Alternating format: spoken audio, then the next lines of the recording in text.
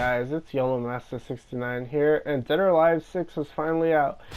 And I'm happy that this game is out because I've been wanting to play this game since it was announced, and I'm happy to say that this game is amazing and that this game is even better than Dead or Alive 5, which if you've seen the videos on my channel, it's pretty clear that I was in love with that game because it basically started my channel. And this game is an evolution of everything that came before in terms of the franchise. This is a great game, and I hope that this is a game that the FGC welcomes with open arms, because I understand that DOA sort of has a reputation for being a fan service fighting game, but this game and the other DOA games have depth to it that is ignored by all the memers who sort of say that, oh, Dead or Alive is just jiggle physics or whatever, and that is simply not the case. And this game, I feel that it plays faster than Dead or Alive 5, and that the animations are a lot more fluid and more impactful than 5, which I will have a comparison later in the video of the graphics and animation in 5 compared to 6. So I recorded a match in both games to kind of show like a comparison in the leap in graphics and in animation, because Dead or Alive games have always looked phenomenal and they've always had really good animation, and Koei Tecmo outdid themselves with this game, which is great. The roster's good. I'm excited to play as the new characters. I haven't played as them yet. I'm going to. I've played as Nico a little bit, and from what I have played of her, she plays, or I like how she plays. I haven't tried Diego yet. I'm gonna have to do that. I really like the stages in this game too, because the stages have a lot of attention to detail and interactivity like the older Dead or Alive games, which of course is one of the mainstays of Dead or Alive, is the interactiveness of the stages, which this game also has plenty of, which is awesome. There's the arcade, survival, team or time attack, versus online story, and DOA quest modes. So there's plenty of modes, and I'm happy that this game came out with so many modes, as opposed to, for example, if you remember the Street Fighter V fiasco, that game launching without an arcade mode. I'm happy Koei Tecmo did not make the same mistake Capcom did. This game has a ton of content, and that is phenomenal. This game has something that I've wanted in Dead or Alive for a while, which is the wardrobe mode. So you can sort of dress up your characters and stuff. It does not have as much depth as I would have hoped it would have had, sadly. This might sound like a bit of a conspiracy theory, but I believe that the reason why we don't have more in-depth customizations is obviously because Koei Tecmo wants to sell outfits, because I'm sure they made a lot of money off of the outfits in Dead or Alive 5. And there's already a season pass for this game, even though it just came out, which is not a good thing at all, no matter how you spin it, especially considering that it's $100 season pass. They did say that my Shiranui from King of Fighters is going to be in this game, which it's nice to have my back, but I honestly kind of wish we would have got a King of Fighters character that wasn't already in the last game. It would have been nice to have a SNK guest character that wasn't already in DOA 5. Like if we would have got like Kula or like Angel or Nekoruru, just like, I don't know. Like I'm happy Mai's back, but I kind of feel like you shouldn't have the same guest character 2 games in a row. That's just sort of my sort of thoughts on it, but I'm sure she'll be just as fun as she was in DOA 5, because who doesn't love my Shiranui, honestly. There's obviously going to be cosmetics in that season pass, because this is Dead or Alive.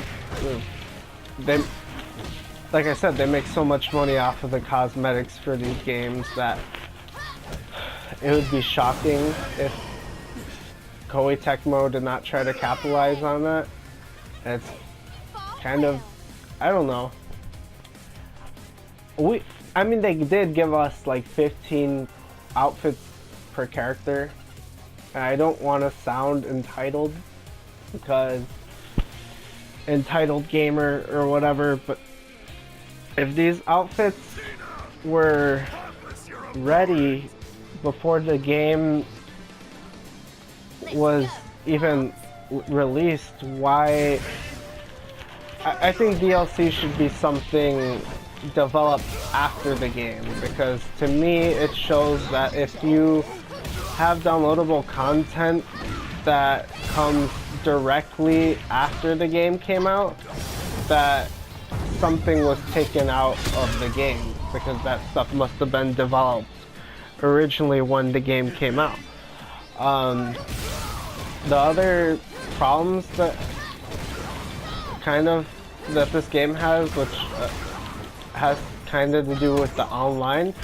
The online mode can be improved, because especially since fighting games live or die based off their online modes nowadays, I think it's important that Koei Tecmo sort of addresses the netcode, or improves the netcode, because there is lag, or there's always going to be lag in a fighting game online, but there's a lot of lag in this game's online, which kind of sucks, but I'm optimistic that Tecmo will fix it, because everything else in this game I literally have no complaint. Well, okay, there's one last complaint that I have about this game, and it's sort of how you unlock costumes, because it's kind of stupid.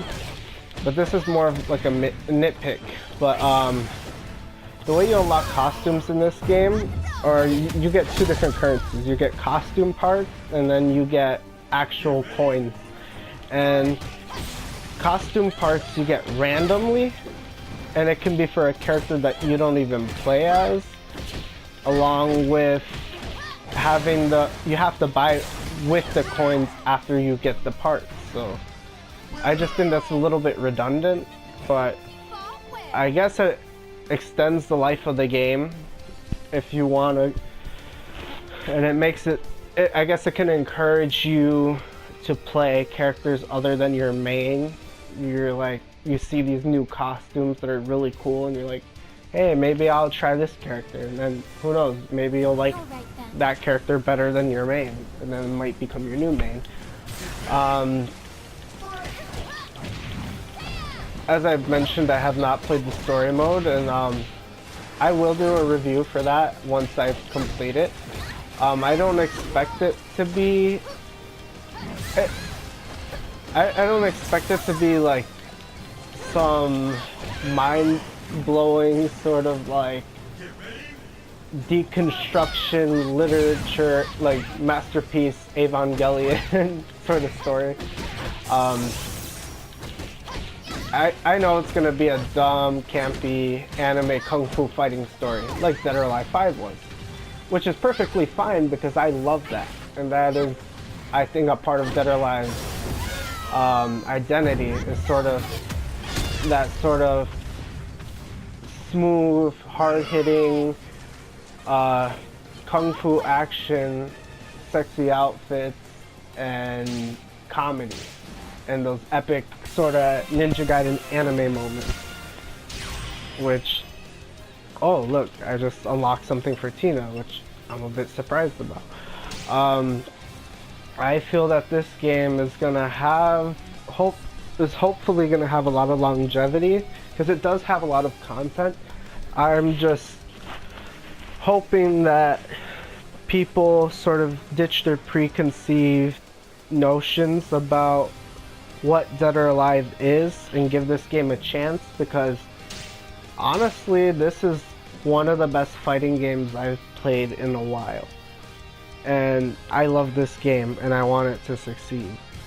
So now I'm gonna post the graphical comparison between Dead or Alive 5 and 6, and I would like to update more on the game as time goes on and as Koei Tecmo starts making changes.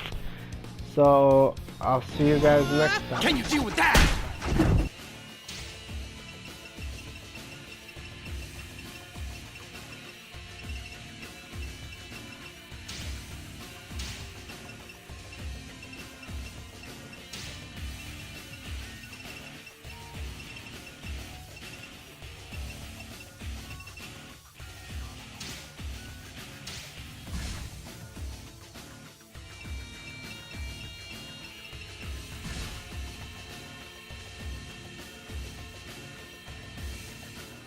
Oh dear.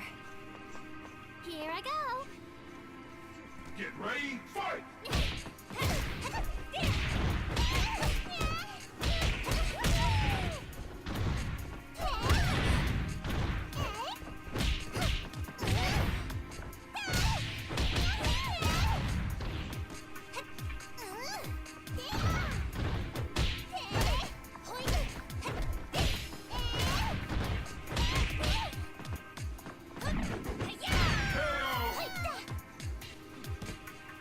Get ready, fight!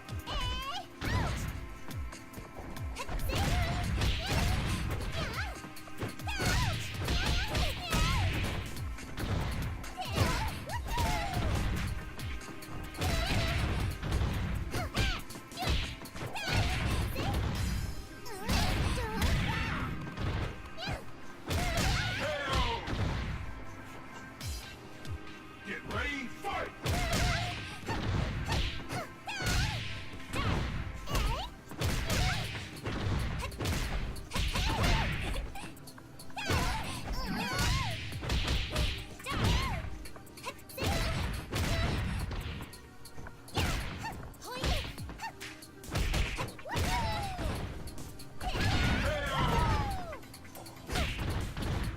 Get ready, fight!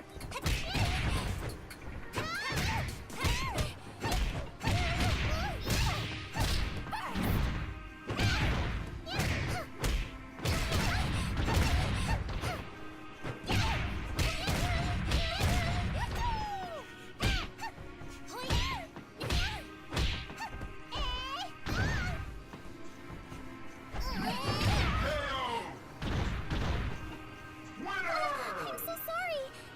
Can you stand up?